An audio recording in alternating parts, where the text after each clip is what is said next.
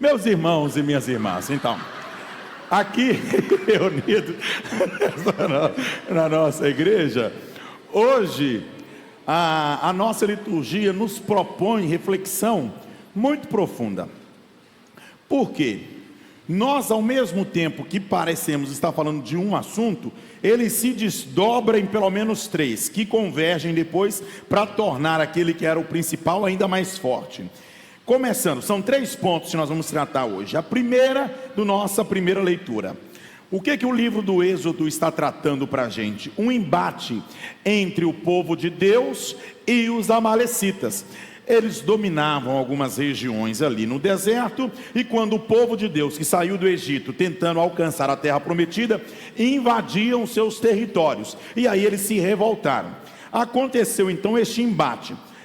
Moisés, sabendo que eles estavam vindo para a briga, falou com Josué: você escolhe alguns homens, manda lá, que eu vou subir e vou rezar para que dê tudo certo. E assim aconteceu.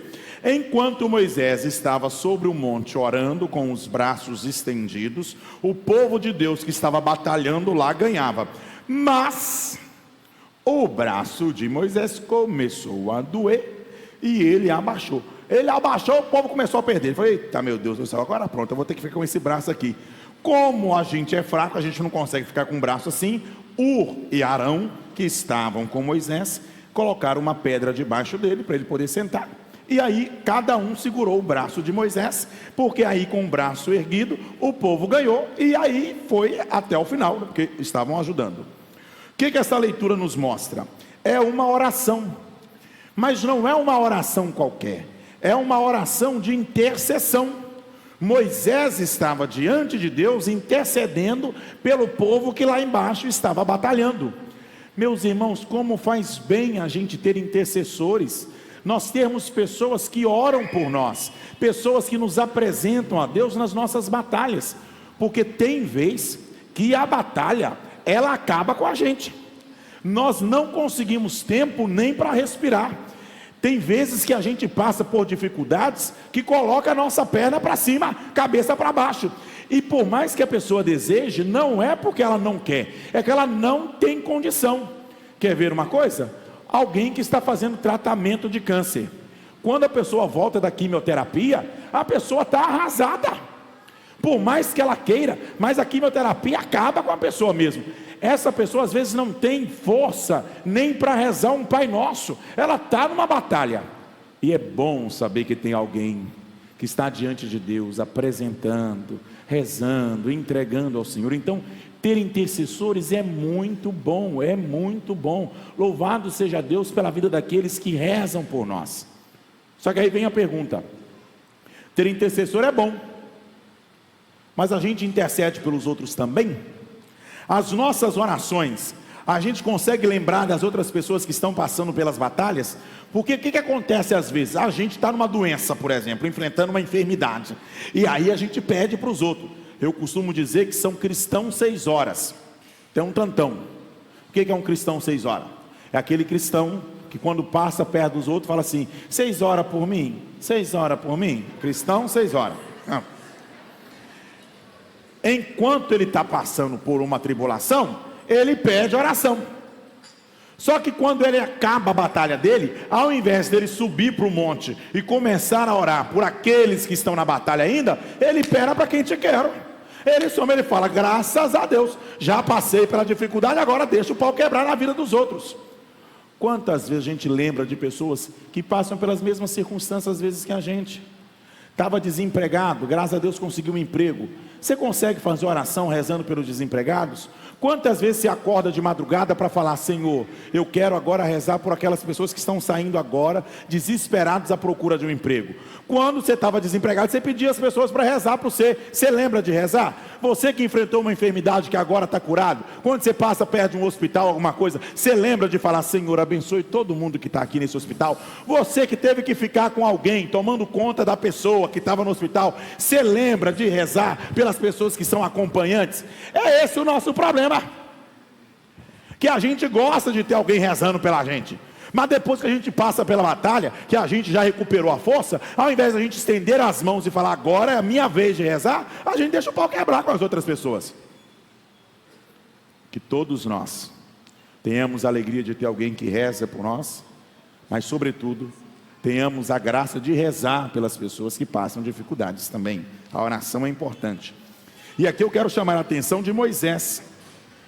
Estava rezando, o braço doeu, mas graças a Deus tinha Ur e Arão. Eu fico preocupado, porque tem muita casa que só tem um Moisés. Não tem nem Ur nem Arão. A pessoa sozinha rezando pela sua família, sozinha buscando a Deus. Deixa eu dizer, esta pessoa vai buscar durante um tempo, mas chega uma hora que ela cansa. Ela cansa. Eu conheço vários casos de mulheres que tentam vir sozinhas para a igreja trazendo os filhos, mas depois elas não aguentam. Sabe por quê? Porque criança dá trabalho. Criança corre de um lado para o outro. E se você tem mais de um filho, se você tem dois, aí você passa aperto. Porque enquanto um está no colo, o outro está correndo, você não sabe o que está fazendo. Aí está vindo lá para o lado do padre, está subindo a escada. Aí o padre para a missa e olha. Ele não fala não, mas o olhar dele é assim: meu Deus do céu, essa criança não tem pai não, não tem mãe não. Aí a pessoa já lê o olhar do padre, já fica desesperado, falando: e agora pronto, o que vai acontecer? É uma situação ruim. Aí a pessoa vai de pouquinho a pouquinho, se desmotivando, se afastando. E aí sabe quem perde? É todo mundo em casa. É bom rezar, mas é bom quando você tem mais alguém sustentando a oração. Não deixemos as pessoas da nossa casa rezar sozinhos. Não deixe a sua esposa buscar sozinha, não deixe o seu esposo buscar sozinho, não deixe os seus pais buscarem sozinhos, não deixe os seus filhos buscarem sozinhos, porque a gente vai fortalecendo um ao outro. É bom inclusive o caminho para a igreja. É bom quando você tem alguém que vai na mesma igreja que você, que mora no mesmo prédio que você, que às vezes a pessoa bate na porta e fala: fulano de tal, fala: oi, falou, estou indo para a igreja, vamos? Mas você fala: hoje era o dia que eu não ia, hoje é o dia que eu não ia, mas se eu soubesse que estava me chamando para ir para a igreja, eu ia fazer de conta que não estava em casa, mas agora eu já falei que estou, agora já era. É bom ter alguém que motiva, que joga a gente para frente, que fala: vamos, a gente precisa. Esta é a primeira. A segunda coisa, na nossa segunda leitura, Paulo está escrevendo a Timóteo, e ele está dizendo: permanece firme naquilo que aprendeste e aceitaste como verdade. Permanece firme. Meus irmãos, o que é firme? Eu não sei. Nós estamos perto de duas instituições de ensino superior. Aí nós temos a UVV, nós temos aqui a Novo Milênio. Eita, tem três, porque tem uma Ateneu. Ateneu também é de ensino superior, não é? Está aqui no nosso território, aqui pertinho. O jovem foi educado na igreja, fez primeiro Eucaristia, crismou, cantava na igreja, servia. Aí vem estudar, porque sai da cidade, vem estudar num lugar, a primeira coisa que deixa de fazer é ir para a igreja. Aí começa a se desviar. Você fala: mas meu Deus do céu, é aquilo que você aprendeu? Por que você não consegue permanecer firme? Não, porque os amigos não vão, porque as pessoas ficam convidando, porque eu fico com vergonha. A gente tem perdido em nós mesmos a nossa autorreferência. A gente só faz se os outros fizessem, se o outro me mandar, se o outro não me mandar. Vocês não sabem, mas eu tenho que atender confissão de pessoas que dizem: padre, eu bebi, mas eu nem gosto de beber, é porque eu estava junto com os amigos. Não, meus irmãos, mas aí não, aí você acaba com a gente. E os seus ensinamentos? Porque se for assim, se a gente precisar o tempo inteiro ficar em cima da pessoa, vigiando, você não vai fazer, aí não tem para quem aguente. Se o pai e a mãe tem que ficar 24 horas em cima do filho para ver o que está falando, não, tem uma hora que você tem que falar, você tem que partir com a firmeza naquilo que você aprendeu. Você não vai deixar as pessoas ficar tirando as coisas de você, não, permanecer firme naquilo que a gente aprendeu, e não deixar que o vento do mundo fique balançando a gente, levando para um lado e para o outro. Mas ele diz: desde a infância conheces as Sagradas Escrituras. Aí que pega, desde a infância. Onde? Qual criança que aprende a Sagrada Escritura? Eu me recordo que eu tive uma infância até os 7 anos, eu ia para a missa. Depois dos 7 anos eu comecei a frequentar a igreja batista. Para quem não sabe, o padre tem uma carreira eclesiástica maravilhosa. Eu fui da Igreja Batista, da Igreja Assembleia de Deus e da Igreja Deus e Amor. Eu tenho um currículo maravilhoso. Aí alguém deve pensar assim: eu sabia que tinha alguma coisa de protestante nesse padre, eu sabe? Ele não é de todo católico, só católico. Eu sabia que tinha alguma veinha aí. Então tem mesmo. Na Igreja Batista tinha a escolinha bíblica dominical, e a gente então todo domingo tinha lá o texto bíblico para a gente meditar. E tinha ainda os desenhos bíblicos que eu não perdia, que passava na televisão, que eu acompanhava. Então muitas histórias bíblicas, embora a gente não soubesse qual o livro e tudo, mas o mais geral da história a gente sabia. De Davi, de Noé, Salomão, de Jonas, isso a gente sabia. Hoje, alguém estava dizendo: padre, para conversar com alguma criança, algum adolescente, o senhor tem que falar de robote. Eu não sei como é que é. É robote? Robote. É robote. E sabe por quê? Porque é isso que hoje está dominando. É um joguinho, parece Tetris, que é Lego, que você vai montando. É isso mesmo? Não. Não, então ajuda o padre. Vai, favor. Vem aqui que o padre não está sabendo direitinho não. Me empresta aqui. Qual que é o seu nome? Luiz Felipe. Luiz Felipe, qual é o nome certo do jogo? Roblox. Robots. O que faz no Robots? Tem um monte de joguinho aí, tem os objetivos do jogo. Tem um que é de montar, tem um que é de escapar. E montar o quê? Qualquer coisa? É. Uma casa? Sim. Você é atacado também lá no jogo? Tem ataque também? Alguém tenta destruir o que você construiu? Sim.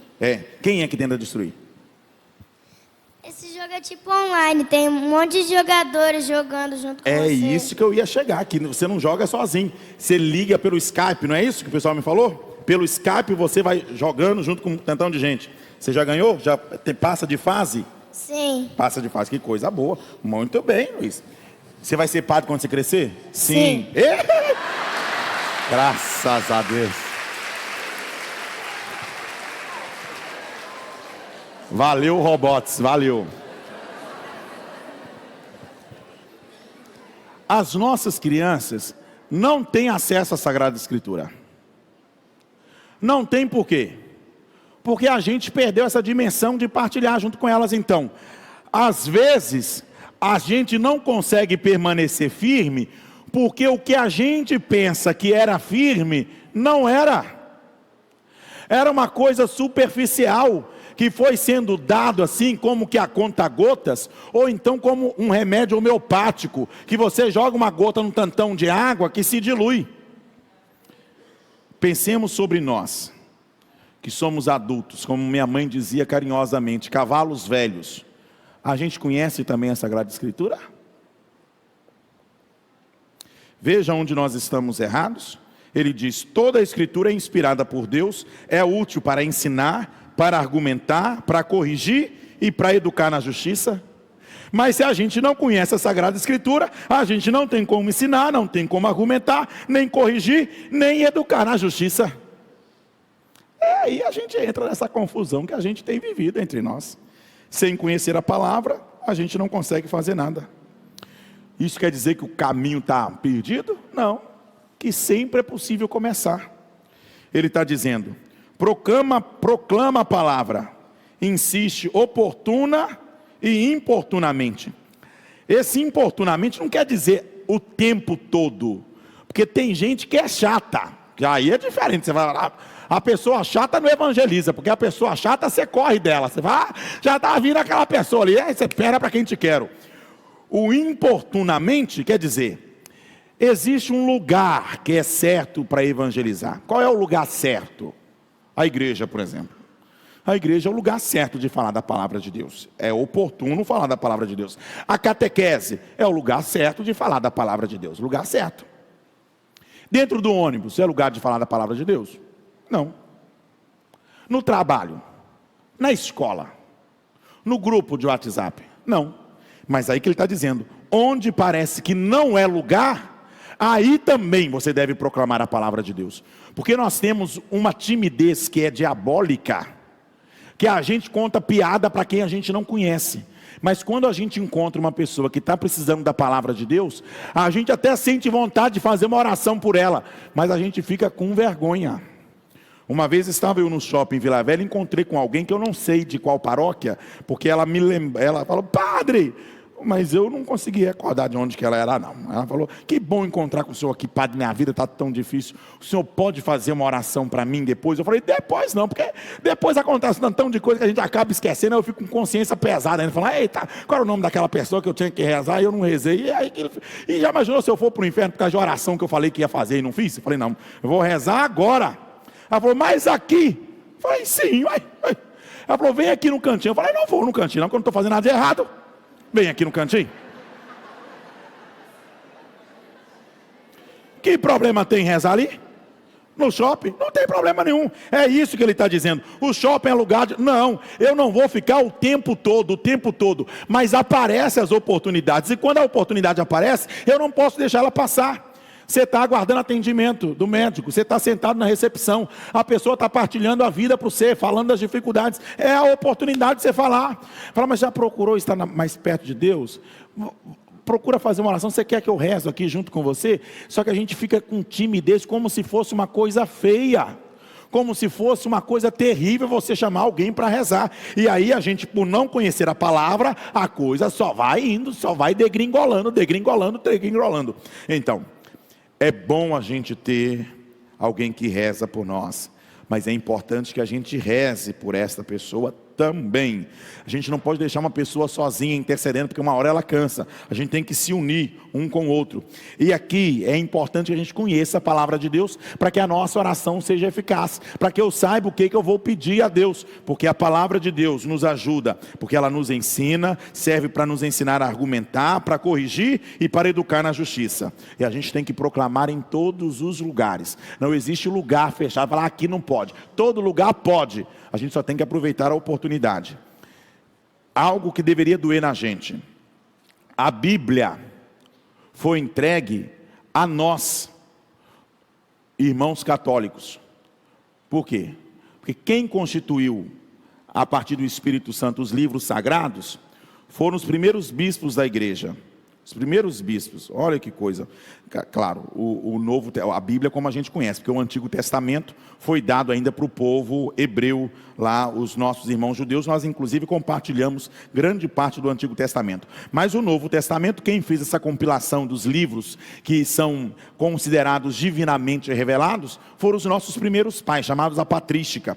A Bíblia só foi fechado o livro de colocar. Fala, será que não vai entrar mais nenhum livro? Foi só no Concílio de Trento, 1500, para vocês terem ideia. Só em 1500 que falou, não, agora não vai colocar mais nenhum livro na Bíblia não. É só isso aí, para vocês terem ideia. Foi no Concílio da Igreja que foi definido. Então, mas a gente perdeu muito esse costume.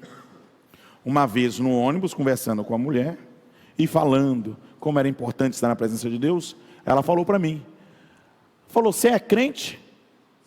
Eu falei, sou, quer dizer, eu acredito em Deus, mas sou católico. Ela falou, por quê? A primeira resposta dela, primeiro porque você é simpático. Então, e isso já mostra, né, como é que o católico é. Uma pessoa, na maioria das vezes, então, emburrada, que não dá muita bola para ninguém. Ela achou que por eu ser simpático, eu era crente. E depois, porque eu conhecia a Sagrada Escritura. E eu vou dizer para vocês, é assim mesmo. Quando você encontra um católico que conhece alguma coisa, você até espanta. Você fala, você é católico e conhece a Bíblia? Mas isso é falta de vergonha. Isso vai pesar nas costas dos seis. Quando vocês morrerem, vocês vão ver se não vai pesar. Porque eu vou ser um que vou estar lá e falar assim, eu falei para eles lerem Jesus, só que eu não tenho condição de ir na casa deles o tempo inteiro não. Eles sabem que eles precisam ler, porque eu nunca isentei ninguém de ler a Sagrada Escritura, de meditar a Sagrada. Eu nunca falei, você não precisa ler não, nunca falei, eu sempre disse que precisava. Se não ler, o senhor pode pegar mesmo, procura o que eles estavam fazendo. Pega, eu vou falar com ele assim, não sei se o senhor tem aqui, Mas no iPhone tem um aplicativo assim, uso do celular. Lá costuma medir quantas horas que as pessoas ficam. Se o senhor não tiver, cria um app divino e instala no celular desse pessoal que não leu a Bíblia. E veja quanto tempo eles ficam no celular. Aí só vai saber se eles podiam ter lido ou não. Tá. E se o senhor quiser ser mais esperto, veja em que aplicativo ainda. Porque se tiver Tinder instalado...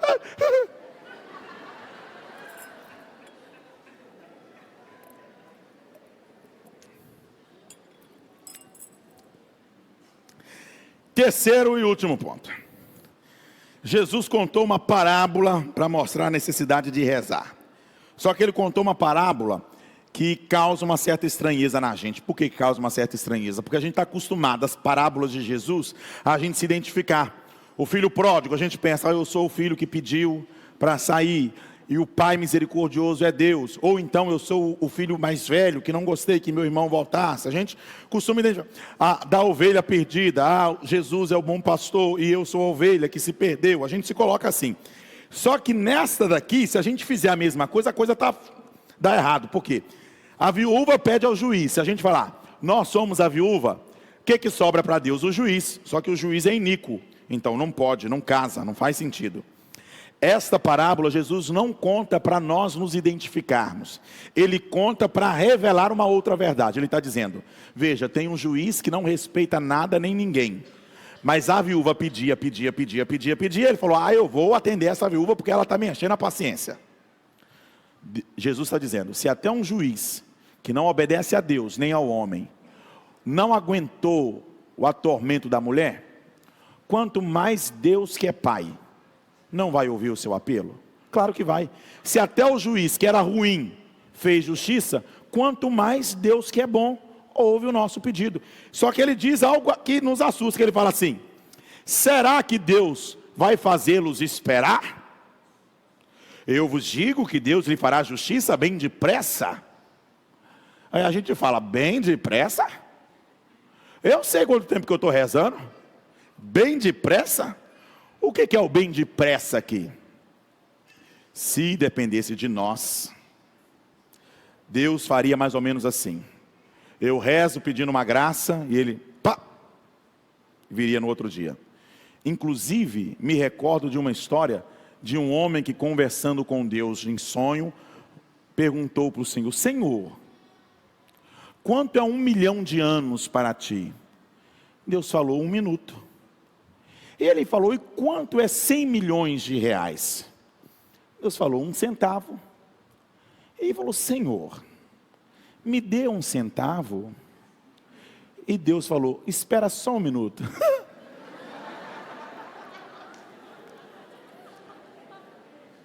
Então, se dependesse da gente, seria, a gente pediu e pá. Só que não é assim que funciona. Por que não é assim que funciona? Porque quando alguém te machuca, quando alguém te ofende, é assim que você perdoa? Quando o seu marido não sabe nem como dizer, fala, meu bem, eu te traí, mas eu não quis. Estou arrependido, me perdoa. É assim? Está perdoada. É assim que funciona? Assim? Instalou? Quando sua mulher chega para o seio e fala assim, meu bem, a culpa não é minha, mas a pessoa estava toda trabalhada no crossfit. Eu não resisti, mas estou arrependida. Me perdoa. Você também faz assim? Está perdoada. Vamos seguir. A gente perdoa assim? É assim que funciona? Não. A gente leva tempo. A gente vai, devagarzinho trabalhando. Muitas pessoas decidem, eu quero perdoar. Não quero perder a minha família. Não quero perder a nossa amizade. Quero perdoar. Mas isso é um processo lento que a gente vai fazendo, de pedir ao Senhor a cura do nosso coração, a cicatrização. Então, se eu sou assim, lentinho, devagar, para conseguir perdoar, como é que eu quero que Deus faça assim? Não vai fazer assim, porque o assim de Deus depende do assim meu. Quanto tempo você está na igreja tentando parar de fumar? Quanto tempo você está na igreja tentando parar de beber? É assim. Quantas vezes eu já falei aqui para você parar, porque esse negócio vai acabar com a sua vida, acaba com a sua família. A gente fica preocupado com as drogas, mas meus irmãos, a cachaça mata 4 vezes mais que o crack. 4 vezes mais que o crack. 4 vezes mais que o crack. E você já parou de beber assim? Foi assim que você parou de fumar? Você não está fazendo um tratamento, um acompanhamento, eita Senhor, será que é para mim? Será que é para mim essa palavra? Será que quando o padre fala para parar de beber, sou eu que só bebo uma latinha? Ele está falando para esse pessoal que bebe um engradado? Agora pronto, eu estou falando para você, é para você, mas você está aí trabalhando. Há quanto tempo você está na igreja e você não é dizimista? E a gente está falando aqui, virando, e você vai lá só para amaciar sua consciência e faz um carnezinho. Se vocês souberem que a gente tem mais de 500 carnê que está aí, dinheiro jogado fora. A pessoa abençoada, além de não ajudar, ela faz a bênção de dar o nome, a gente manda ela fazer o carnê, nem para pagar o carnê, a bênção não paga. É assim? Não é assim. Olha o esforço que a gente tem que fazer, até você ir tomando consciência. É assim o seu processo de viver a palavra. Não é assim. Então, muitas bênçãos que a gente fala com Deus, eu quero assim, não é assim, porque depende da minha resposta. Porque depende da minha abertura do coração. Do mesmo jeito como para Deus, eu sou bem devagarzinho, então o depressa de Deus fica faltando, porque eu não sou depressa também. Eu quero a paz na minha família. Ó, que eu estou achando que até o microfone foi depressa. Eu quero a paz na minha família. Então quer? Quero. Quer para amanhã? Amanhã Deus vai dar a paz. Então muda hoje. É simples. Você quer amanhã a paz? Deus pode dar a paz, mas muda hoje. Ele não vai dar a paz para a sua família amanhã, se amanhã você continuar do mesmo jeito. Se você continuar tratando mal a sua esposa, seu esposo, se você continuar com palavrão, se você não procurar a Deus, se você não abrir a palavra de Deus para meditar, não vai mudar, não vai. O amanhã só é amanhã para Deus, se é amanhã para mim também. O Senhor está ouvindo o nosso apelo. E Ele está com a bênção para nos dar. Só que esta bênção exige de nós um movimento para alcançar. A terra prometida, Deus deu para o povo 40 anos antes. Mas quem gastou 40 anos foi o povo. Se eles gastassem 20, em 20 anos. Se eles gastassem 5, em 5 anos. Se gastassem 2, em 2. Se gastassem 1 mês, seria em 1 mês. Às vezes a bênção não chegou, porque você gasta muito tempo para atravessar o deserto. Então, não tem como Deus ser rápido, se você é devagar. Se para ouvir a palavra dele, você é lento. Se hoje, ouvindo da importância de estar na presença de Deus, de rezar, você vai para casa, vai esquecer. Um dia você vai lembrar e falar, tem que rezar por alguém. E aí não chega a bênção para você, porque não tem mais ninguém rezando por você também.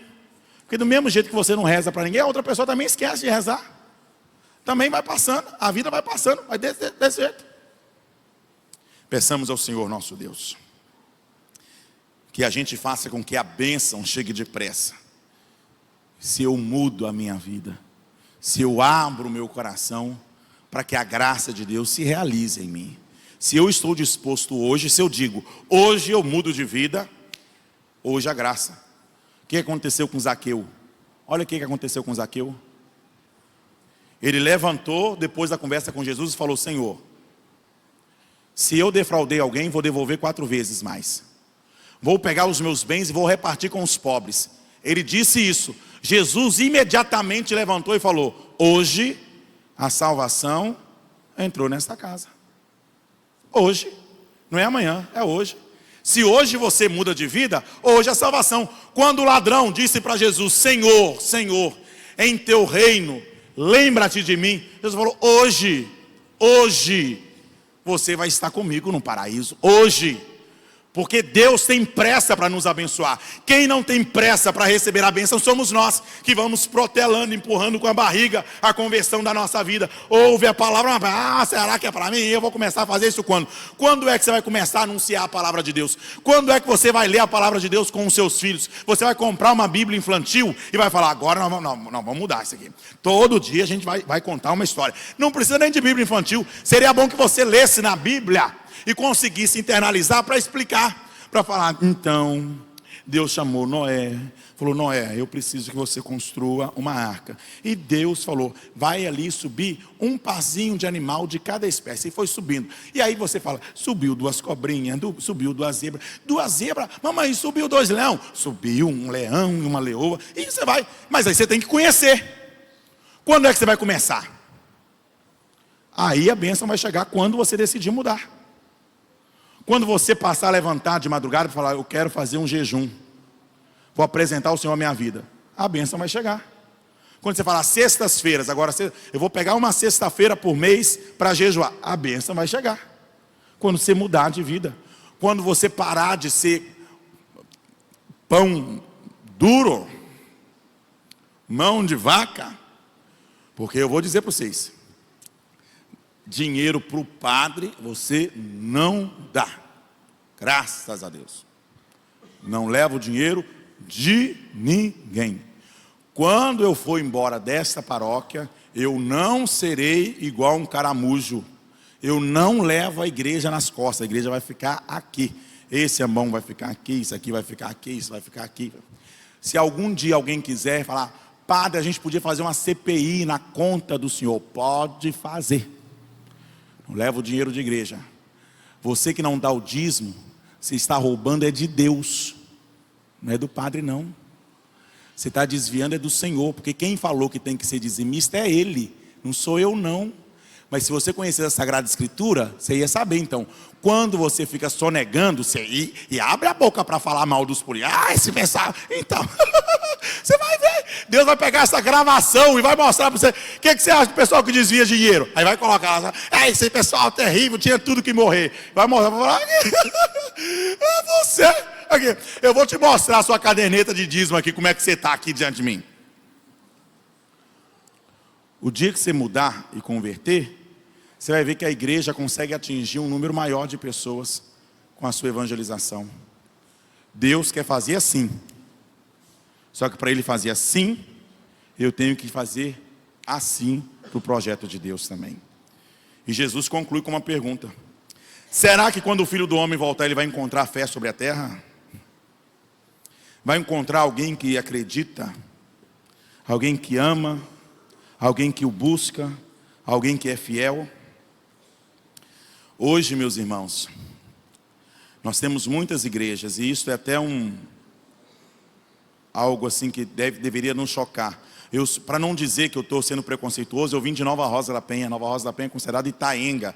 Antigamente era chamada Itaenga. Lá o bicho pegava, hoje ainda pega, mas não pega tanto igual pegava, mas pega ainda lá, a coisa ainda não é tão simples não.